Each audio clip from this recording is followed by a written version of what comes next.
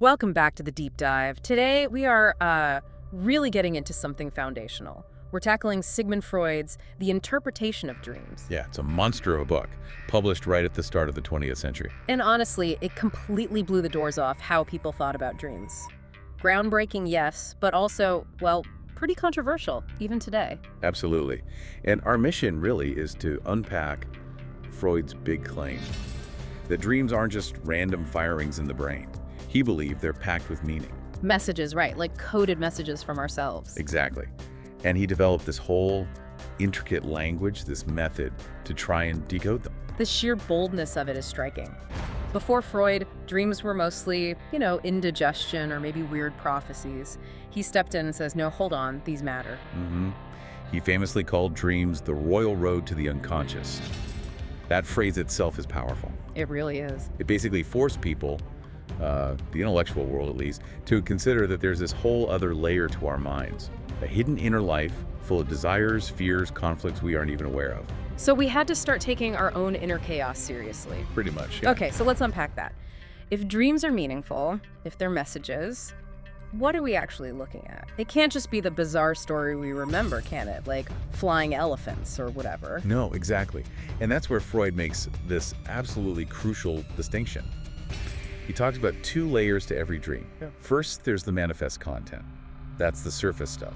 That's the dream as you remember it, the story you might tell someone. The flying elephants, the teeth falling out, the weird conversations. Right. The seemingly nonsensical narrative.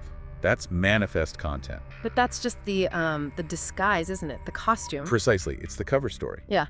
Because beneath that lies the second layer. Yeah. The latent content. Ah. And that's the hidden meaning, the real deal. It's the repressed wish or the deep-seated fear or maybe some unresolved conflict that your unconscious mind is trying to work through or express. So the latent content is the actual message.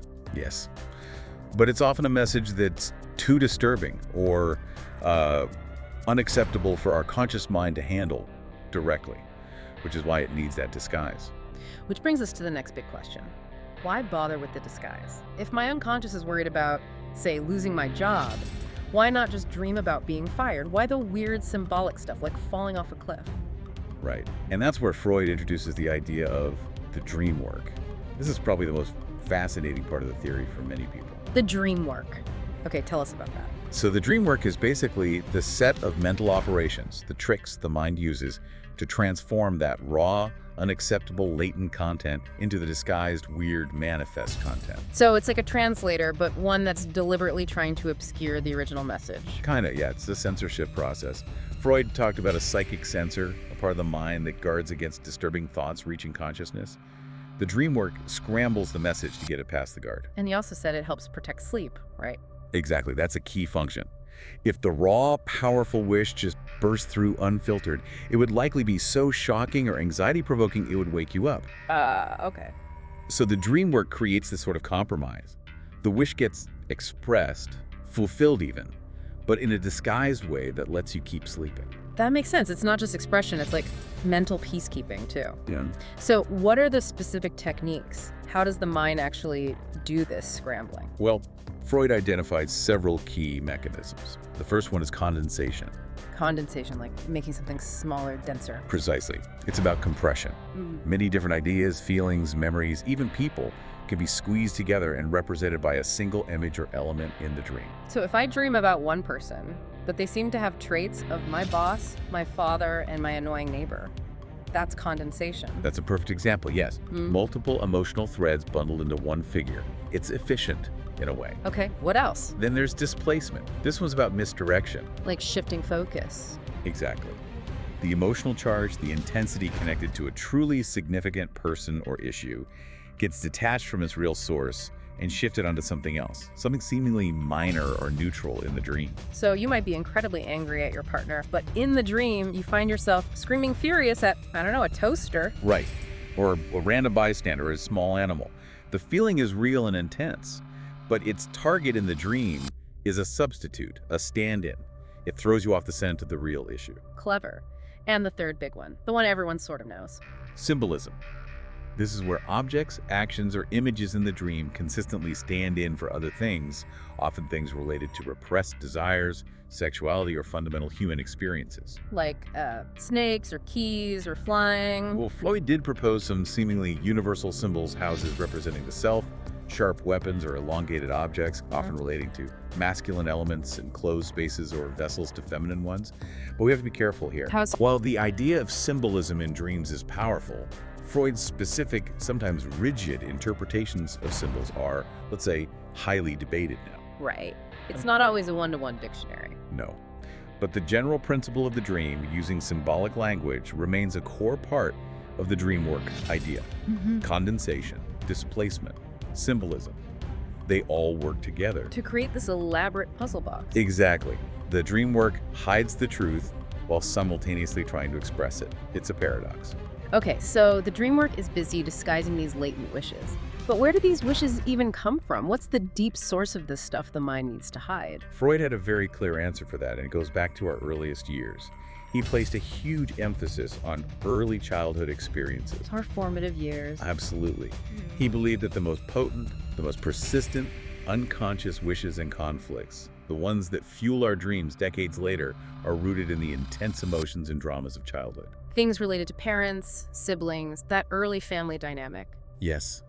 Love, jealousy, rivalry, fear, desire, all those powerful primal feelings we experienced as children, especially those connected to our parents.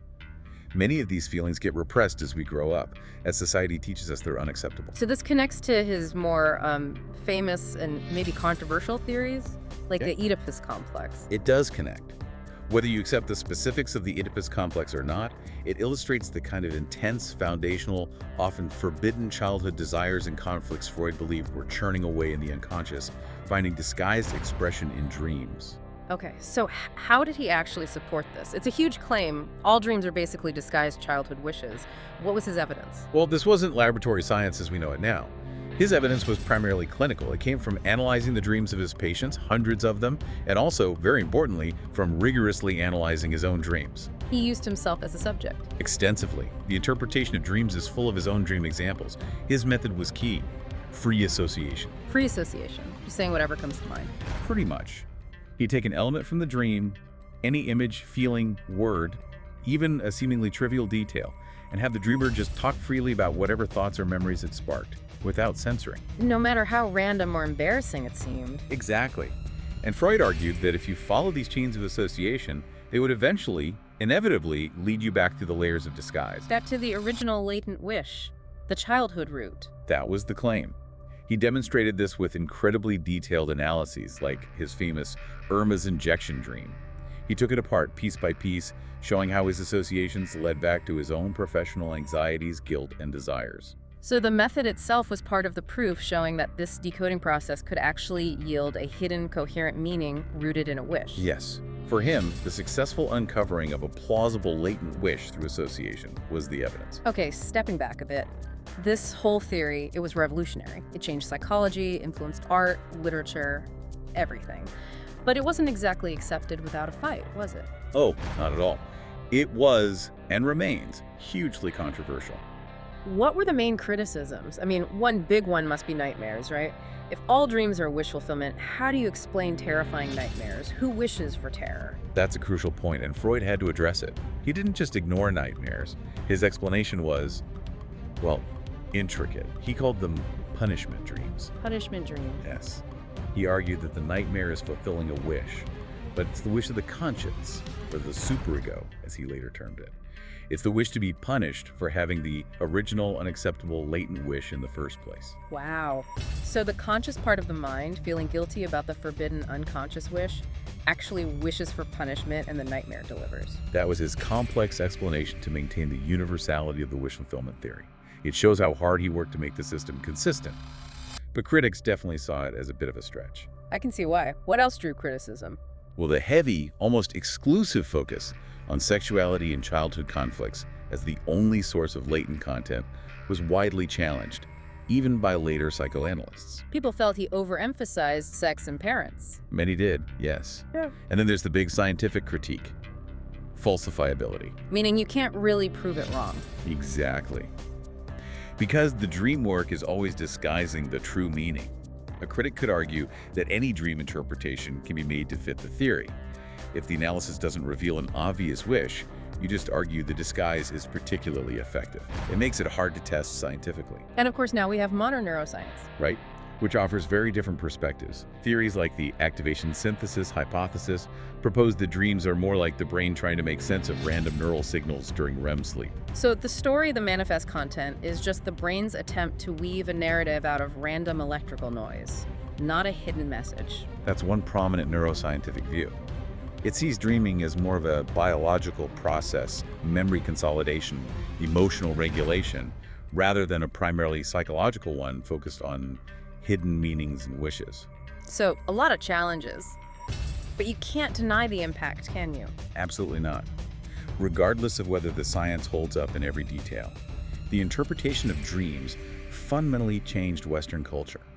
It gave us a vocabulary to talk about the unconscious, about hidden motives. Concepts like repression, the unconscious, they're just part of how we talk now. Exactly. And it profoundly influenced art, literature, film, anywhere people explore inner lives and hidden truths. The idea that there's more going on beneath the surface owes a massive debt to Freud. And you see it even in just everyday life, right? Someone has a weird dream, and our first instinct is still often, what could that mean? We look for meaning. We do. That search for meaning in our dreams, that sense that they might reveal something about our anxieties or hopes, the instinct is in many ways part of Freud's enduring legacy. So let's bring it home for the listener. When you go to sleep tonight, what are the key takeaways from this deep dive into Freud's world of dreams? What should you carry with you? Well, I think the first big lesson is just the sheer depth of our own minds. We are not always transparent to ourselves. There's this whole hidden world, this unconscious layer beneath the surface, full of conflicts and desires we're not aware of. And these hidden things still influence us. Constantly. They subtly shape our thoughts, feelings, choices. Repressed stuff doesn't just vanish. It finds other ways out, maybe through dreams, maybe through other symptoms or behaviors. Okay, takeaway number 1, we're deeper and more complex than we think. What's number 2? Number 2 is that dreams can act as a kind of mirror. Maybe not a perfectly clear one, maybe more like a funhouse mirror, thanks to the dream work. Distorted, but still reflecting something real. Exactly. Even if you don't buy the whole wish fulfillment theory, the specific themes, anxieties, people, and places that show up in your dreams repeatedly, they're coming from you. They reflect your inner landscape. So paying attention to your dreams is really a way of paying attention to yourself. I think so, yes. It's a way to check in with the parts of you that don't always get a voice during the busy day. What struggles, what fears, what hopes are playing out on that internal stage at night. Right. And the third takeaway? The third, perhaps, is a reminder that psychology isn't just about brain chemistry or observable behavior. It's also about meaning-making, imagination, narrative. How we tell stories about ourselves. Precisely. Freud treated dreams seriously as stories the mind tells itself. He invited us to listen to those stories, not necessarily as literal truth, but with curiosity. What narrative is unfolding here? Why this story now? It encourages a kind of interpretive curiosity about our own minds. Yes, whether the meaning is a deep Freudian wish or just the brain processing the day's events, engaging with the dream as a story can be insightful. So, to wrap up, Freud's The Interpretation of Dreams. Maybe not a perfect scientific blueprint today, but undeniably a landmark. It was the first really systematic attempt to read our dream lives as messages from the hidden self.